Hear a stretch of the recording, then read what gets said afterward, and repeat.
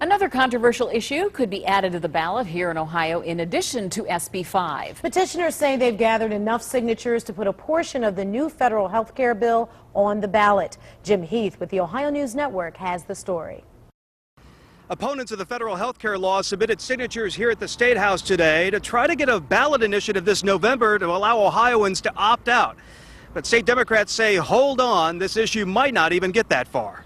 This is a citizen-initiated constitutional amendment. For the past year, Tea Party groups, aided late by the state Republican Party, have been pushing for a constitutional amendment that will allow Ohioans to opt out of parts of the new federal health care law.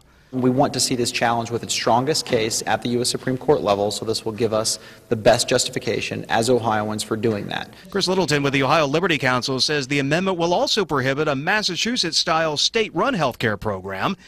Wednesday, the group filed just over 546,000 signatures with the Secretary of State. Of those, over 385,000 must be verified in order to qualify for November's ballot. That means over 70% of the petition signatures must be valid. There are some who will allege, including myself, that many of those petitions were gathered using knowledge or using false information. State Democratic Party Chairman Chris Redfern says this is just an attempt by the state GOP to counter efforts to repeal SB 5.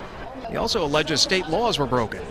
In Medina County, it was quite common for these petitions to be placed in tanning salons with the notion that if you signed this particular petition, it was to remove a federal tax on tanning beds. Littleton dismisses the allegation and says the issue will make it to November's ballot. This is really about preserving the freedom and preserving choice for health care for all Ohioans. There are practical political reasons why Democrats want to shut this referendum down now.